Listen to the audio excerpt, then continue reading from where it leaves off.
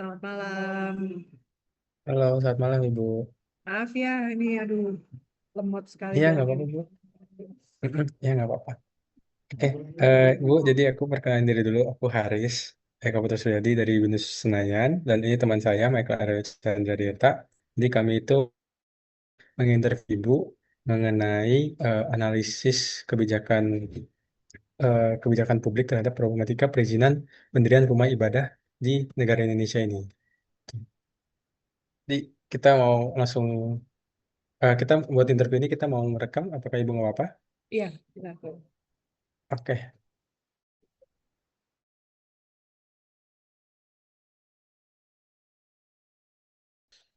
Bu, Ibu mau dikenal Ibu. Boleh diperkenalkan nanti kalau ada yang kurang saya tambahin. Oke, baik Bu. Oke, baik. Saya mulai merekam ya. Eh, oke. Eh,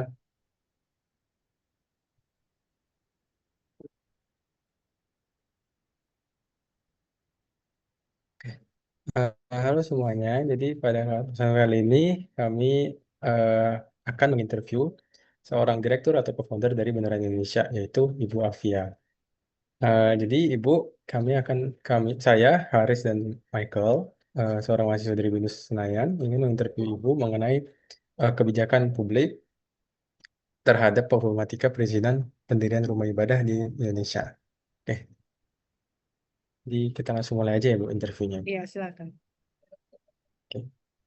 Berdasarkan pengamatan dan data dari Beneran Indonesia, bagaimana tren kasus hambatan pendirian rumah ibadah minoritas dalam beberapa tahun terakhir?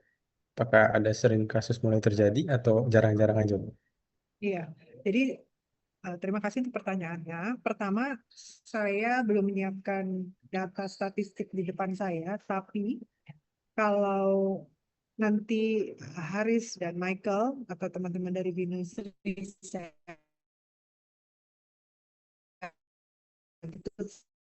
punya tentang kasus terutama khusus.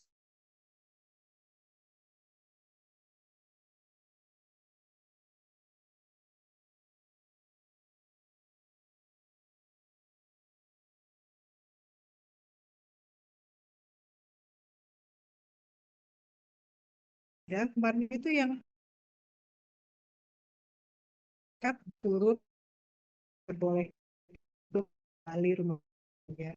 Jadi eh, sebetulnya itu konsisten dari tahun ke tahun jumlahnya, jumlah persisnya bisa diriset sendiri ke Setara Institute atau berbagai lembaga independen yang punya riset. Tapi dengan adanya sosial media memang jadi lebih terekspos, masyarakat jadi lebih sadar kalau ternyata jumlahnya tidak semakin berkurang, tapi konsisten bahkan bertambah.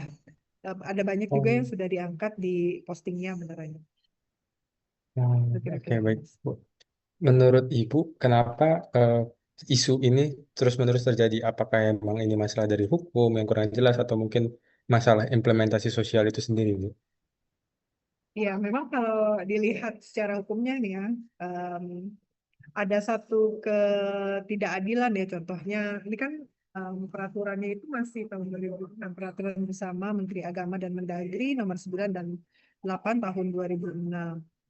Jadi untuk mendirikan rumah ibadah harus memiliki 90 orang nama dan KTP pengguna rumah ibadah dan paling sedikit 60 dukungan tertulis dari 60 orang. Itu yang paling susah. Lalu kemudian ada rekomendasi tertulis dari kantor Kementerian Agama dan umat beragama. Jadi kalau dilihat dari sisi peraturannya sendiri itu sudah cukup merugikan orang pihak-pihak yang ingin mendirikan rumah ibadah itu satu. Terus yang kedua adanya prejudis ya. Mungkin karena tidak kenal atau karena ketakutan-ketakutan, seringkali respon masyarakat ketika ada sesuatu yang tidak familiar atau sesuatu yang setelah sekian lama diindoktrinasi bahwa em, percayaan A itu sesuatu yang kafir atau kepercayaan B itu sesuatu yang menakutkan. Jadi responnya bukannya dialog, bukannya dukungan, yang ada adalah penolakan. Dan satu kebiasaan masyarakat Indonesia yang kurang berpikir kritis atau kurang mau mengedepankan dialog itu membuat gampang tersulut ya, jadi sumbu pendek. Jadi ada berbagai macam aspek di situ yang menjadi penyebabnya, tadi dari sisi peraturan, dari sisi pola pikir yang sudah dibentuk dari berbagai macam ya, dari pemuka agama, dari lingkungannya, lalu kemudian juga kebiasaan, dari kebiasaan berpikir kritis dan dialog yang kurang, sehingga mudah tersulut atau terpancing. Itu sih setidaknya 3 faktor itu. Nah, ya, baik Bu. Untuk menurut Ibu nih, dampak apa yang bisa diberikan eh, kar dampak apa yang diberikan eh, dari permasalahan ini, dari sulitnya izin rumah ibadah ini terhadap entah kualitas demokrasi serta juga toleransi di tingkat anak muda saat ini, Bu, terutama Gen Z. Iya, kalau dari sisi kualitas demokrasi, Haris dan Michael mungkin bisa riset sendiri sekarang indeks demokrasinya Indonesia itu di nilainya berapa. Dan salah satu aspeknya itu apa? Itu saya lagi nggak pegang datanya sekarang, tapi itu bisa diriset lagi. Nah, yang kedua, dari sisi trust ya di kalangan anak muda, trust and hope atau kepercayaan dan harapan.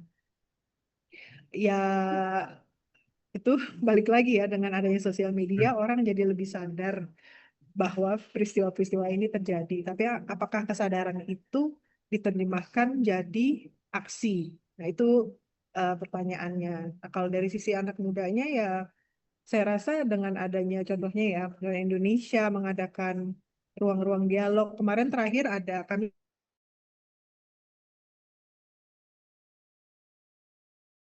anak-anak muda masih optimis, tapi butuh wadah di mana mereka bisa menyalurkan keresahannya. Nah, itu yang jadi sulit ya, karena ya dilihat aja deh trennya apa. Sekarang kemarin yang baru viral kan cerdas cermat yang disalahin jawabannya, padahal Mm-mm. mereka udah bilangin, mereka langsung apa, anak-anak muda banyak yang meme-nya bilangnya, ah ini dia, ini gambaran warga sama pemerintahnya gitu, kita ngomong tapi kita terus salah gitu, kita ngomong terus salah. Intinya yang dibutuhkan adalah wadah untuk menyalurkan keresahannya dan benar-benar turun menjadi aksi. Sebetulnya sih anak muda cuman butuh itu ya, butuh diberikan kepastian bahwa mereka bisa menyampaikan keresahan dan dijawab dengan adil dan penuh hormat juga dari pihaknya. Nah, itu makanya kemarin kenapa viral sekali cerdas cermat itu seperti ini dia kejadiannya gitu. Kita mengutamakan keresahan kita malah di gaslighting gitu. Itu yang bikin saya Mm-mm. amati ya, generasi muda tuh jadi ini udah titik nadir lah apa segala macam, karena siapa sih yang nggak mau keresahannya didengar, semua orang segala usia lah, saya juga gitu kan. Jadi itu sih sebenarnya titiknya, kalau kita ingin generasi muda Indonesia mencapai Indonesia emas 2045, pihak-pihak yang berwenang harus benar-benar memperhatikan aspirasi, memberi wadah dan turun ke aksi. Nah, itu yang jadi PR bersama. Oke. Eh, Kan tadi kata Ibu, Ibu ngomong bahwa salah satu permasalahannya untuk mendapat perizinan tuh kebanyakan orang mungkin prejudice atau mungkin jadi menganggap agama lain itu kafir, agama lain itu apa. Menurut Ibu nih, eh, bagaimana pandangan Ibu tentang PBM nomor 9 dan 8 tahun 2006 yang dia membahas tentang ketentuan administratif pendirian rumah ibadat. Jadi yang seperti Ibu Iya deh. katakan 90 pengguna tetap dan 60 kedukaan warga. Menurut Ibu apakah emang dia perlu dipertahankan atau emang harus waktunya merevisi undang-undang yang lebih biar menjadi undang-undang yang lebih kuat secara hukum? Revisi sih harusnya. Waktu itu kan sudah pernah dicoba ya. Anulir SKB 2 Menteri itu dengan SKB 3 Menteri. Coba deh nanti dicek lagi. Tapi nggak Oh, jadi karena backlashnya besar. Coba deh, hmm. nggak jadi. Itu padahal ketika itu sudah mau dilakukan, itu lumayan memberikan harapan. Tapi balik lagi, harus ada political will-nya. Siapa sih mau mengerjakan sesuatu yang ada untungnya? yang Mm-mm. malah dapat backlash, yang dapat banyak kritik, harus pihak-pihak yang punya visi yang lebih besar dan em, hidup udah selesai dengan dirinya gitu. Nah, siapakah itu? Itu kan pertanyaannya seperti itu. Tapi kalau masalah harus direvisi ya saya sih setujunya direvisi. Nah, jalurnya seperti apa?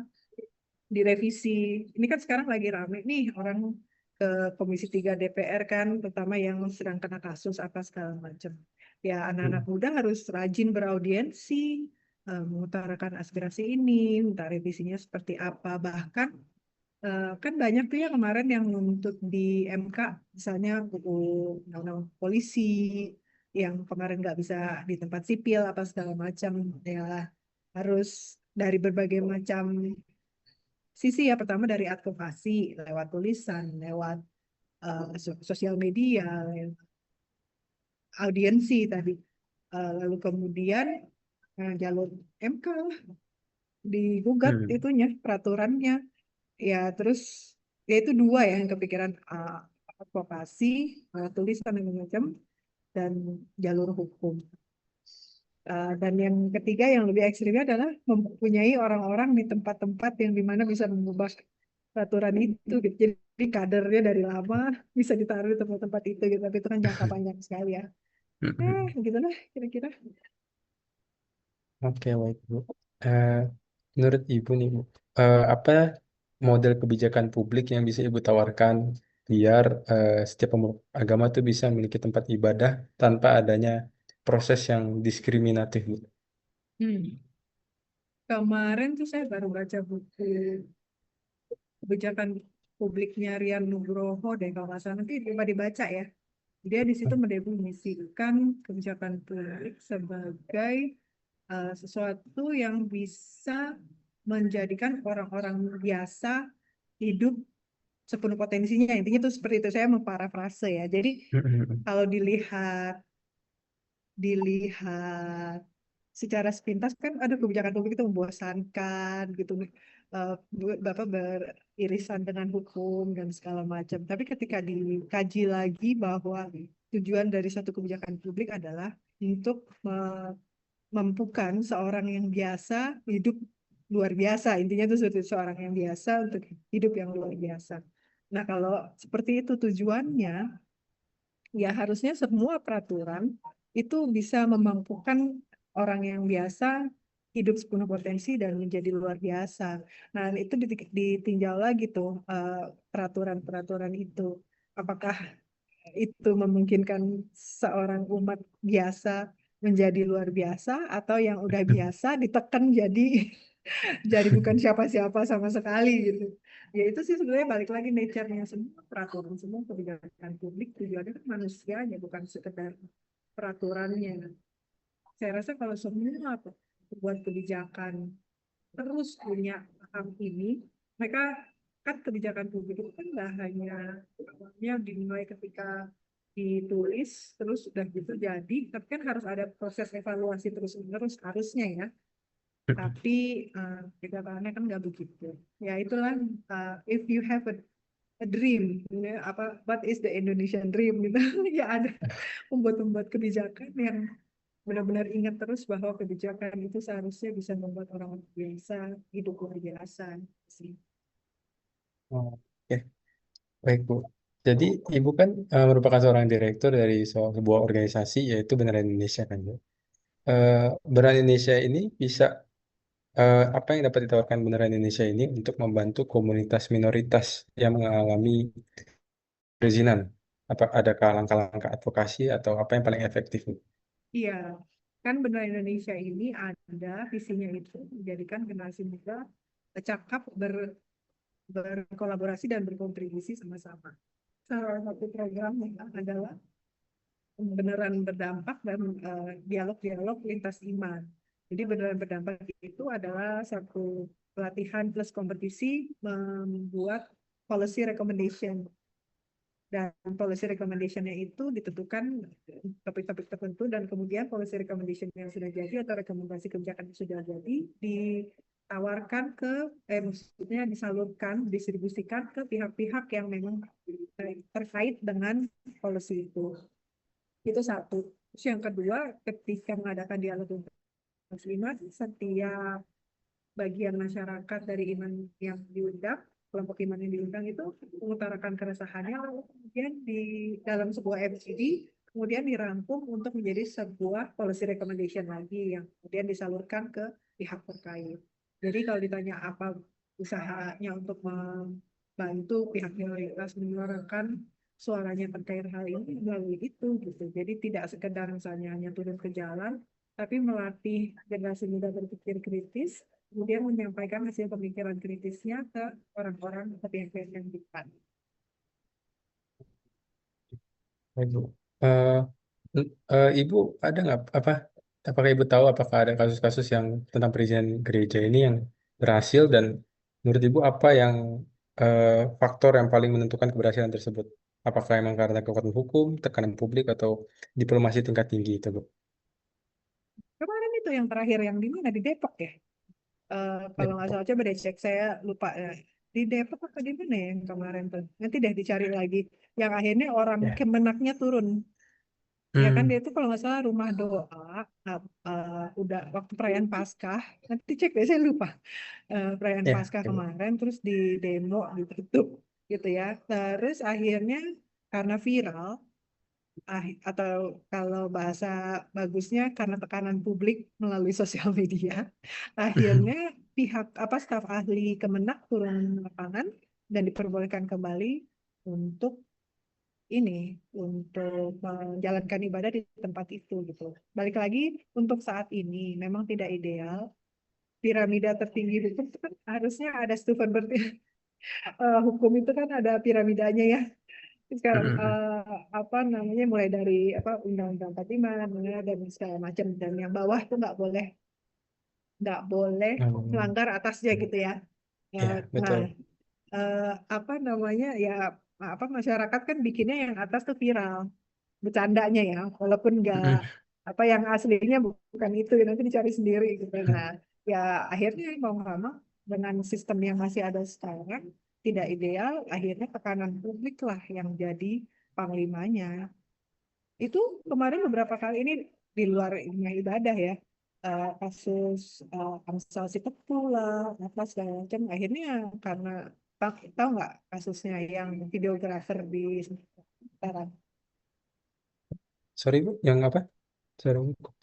yang videografer di Sumatera Utara. Oh, kurang tahu, Bu. Enggak ya, belum ya. Belum, kurang tahu Itu ya. juga tekanan publik. Jadi maksudnya itu lintas kasus ya.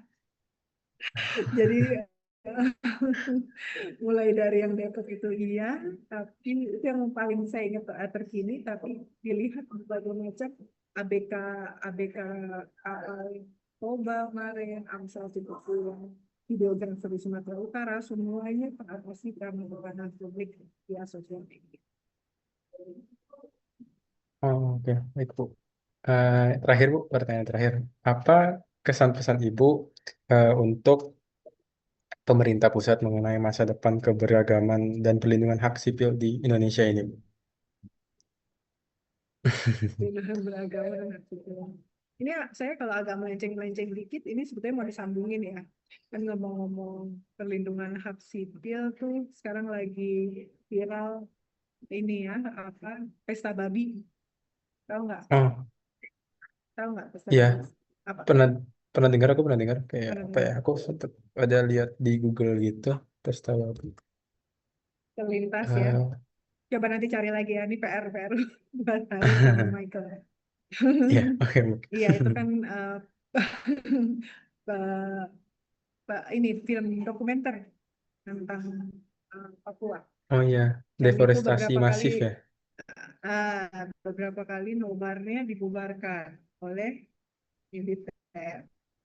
Jadi Oh, seperti itu.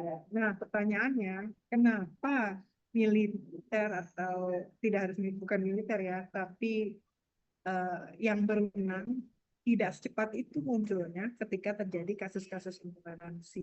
Itu kan pertanyaan ya. Orang bahkan seringkali yang berwenang di situ ikut nonton. Ingat tuh yang retret remaja di Cipanas di mana gitu. Kan tidak ada itu aparatnya di sekitar situ.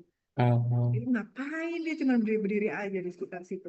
Ya, lihat aja berbagai di analisis aja semua video-videonya. Biasanya ada apa di dekat situ. Mungkin aduh nih apalah. Jadi tadi pertanyaannya apa? Harapan buat pemerintah pusat. pesan Ibu buat pemerintah pusat mengenai masa Pesannya. depan keberagaman, ya, dan perlindungan hak sipil. Pesannya ya, ya kembali lagi apa apa tujuan negara ini, apa mimpi buat Indonesia. Pemerintah pusat atau yang sedang memerintah sekarang harus kembali melihat apa cita-cita bangsa ini. Kan di pidatonya Bung Karno tertulis Indonesia semua buat semua.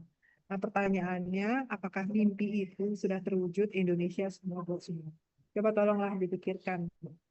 Indonesia semua buat semua itu apakah diterjemahkan di peraturan tadi tentang pendirian rumah ibadah atau tidak?